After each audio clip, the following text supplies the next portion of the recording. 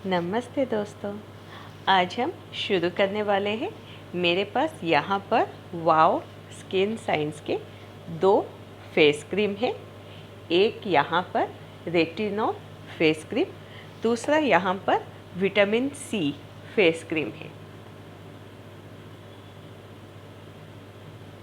तो चलिए शुरू करते हैं कि ये कौन से स्किन टाइप के लिए कितना प्राइस, क्वांटिटी, मेकअप बेस हो सकता है, वैल्यू फॉर मनी है या फिर नहीं है, इन सब के बारे में यहाँ पर हम बात करते हैं। तो चलिए पहले इसको खोल के देखते हैं कि ये किस तरह का पैकेजिंग में आता है और किस तरह का इसका डिब्बा दिखता है। तो पहले यहाँ पर मैं wow vitamin C face cream, यहाँ पर इसको खोलना है। दोनों में ही इस तरह के एक पेपर दिए गए हैं जहाँ पर आपको वाओ स्किन साइंस के दूसरे प्रोडक्ट्स के डिटेल्स यहाँ पर दिए गए हैं। आपको कोई भी प्रोडक्ट्स की जानकारी लेना हो या फिर परचेज़ करना हो तो यहाँ से आप देखकर आपके रिक्वायरमेंट के हिसाब से उसको ऑर्डर कर सकते हैं। इसमें भी उसी तरह का एक दिया गया है। इसको यहाँ से नीचे से खोलना है।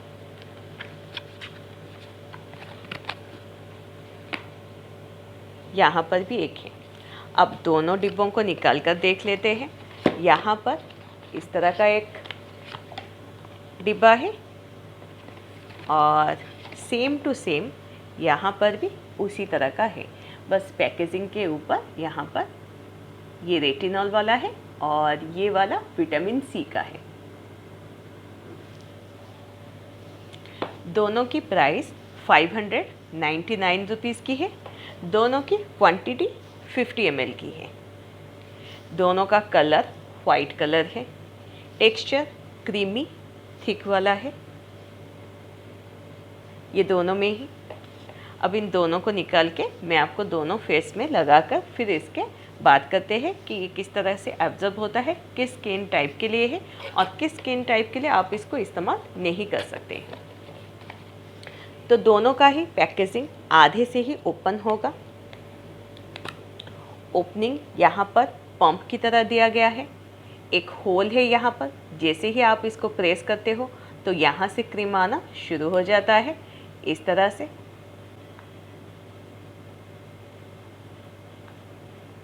ये देखिए, ये मेरे हाथ में रेटिनॉल वाला क्रीम है जिसको मैं इस तरफ लगाऊंगी। दूसरा अभी ये विटामिन सी वाला क्रीम है। इसका भी वही है ओपनिंग, यहाँ पर होल है तो इसको भी निकाल देते हैं और इसको मैं फेस के इस तरफ लगाऊंगी।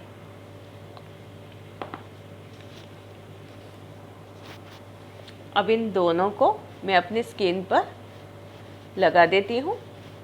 इस तरह से स्प्रेड कर रही हूँ।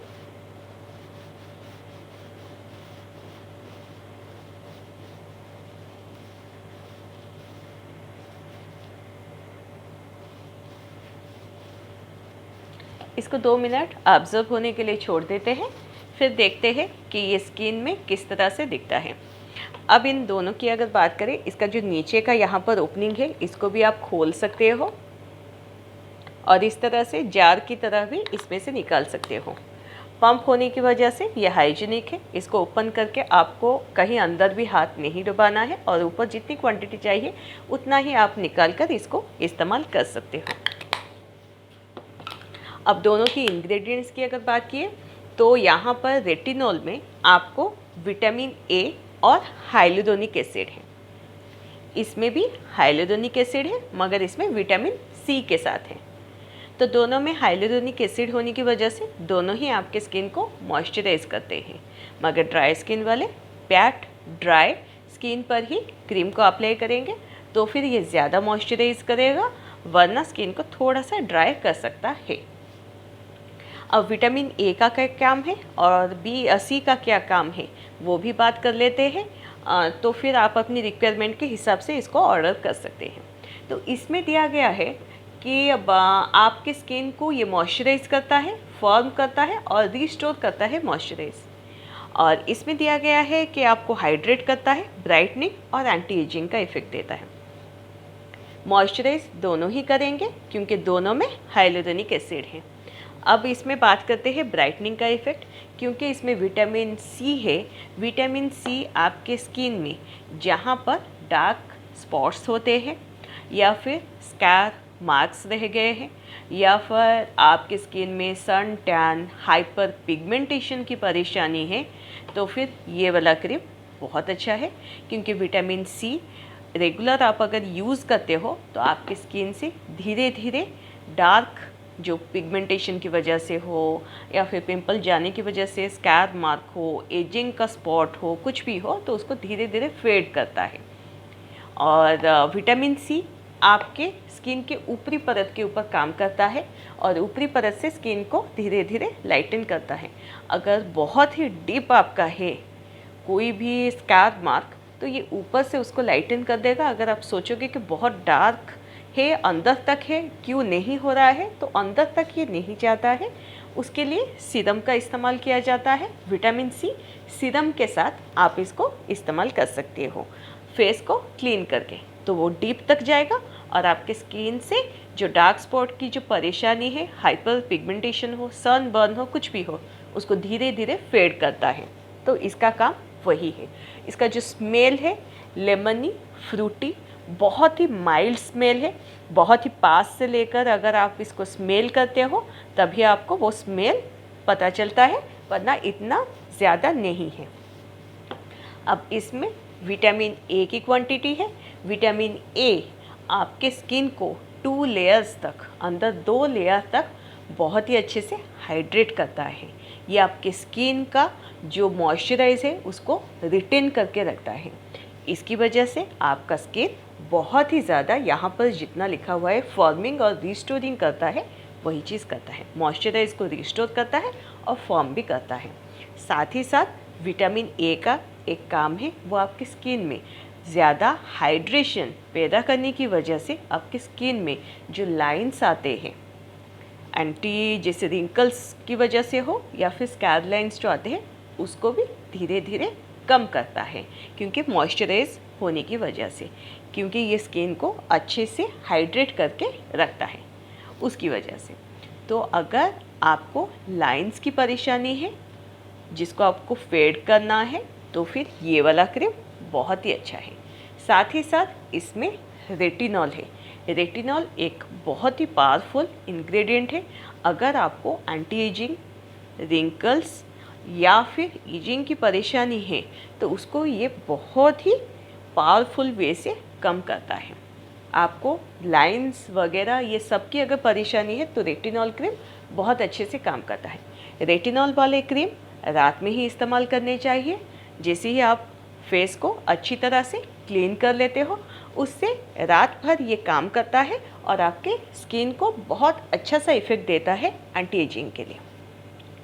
विटामिन सी वाले क्रीम आप दोनों टाइम इस्तेमाल कर सकते हो, डे और नाइट बोथ, क्योंकि सुबह आपको जैसे पिगमेंटेशन से बचाता है। ये रात में इसको इस्तेमाल करते हो तो रात भर ये आपकी स्किन में काम करता है, एक लेयर तक डार्क स्पॉट वगैरह इसको कम करने के लिए, और हाइलोरोनिक एसिड काम करता है आपकी स्किन को हाइड्रेट रखने के लिए। तो ये हो गए दोनों के काम। वैल्यू फॉर मनी दोनों है। क्वांटिटी बहुत अच्छी है, बहुत ही कम ज़रूरत होता है आपकी स्किन में अप्लाई करने के लिए, तो ये बहुत टाइम तक चलता है इसके प्राइस रेंज के हिसाब से। दोनों ही प्रोडक्ट के लिंक मैं डिस्क्रिप्शन बॉक्स में दे दूंगी, आप उसमें जाकर लिंक से ख़रीद सकते हैं। अब ये दोनों तरफ ऑब्जर्व हो चुके हैं। ऑब्जर्व की अगर बात किया जाए तो दोनों ही क्विक ऑब्जर्व करते हैं स्किन में, बहुत ही जल्दी इफ़ेक्टिवली ऑब्जर्व हो जाते हैं स्किन में। ये पास में लेकर मैं आपको दिखाती हूँ। पहला ये वाला विटामिन सी का,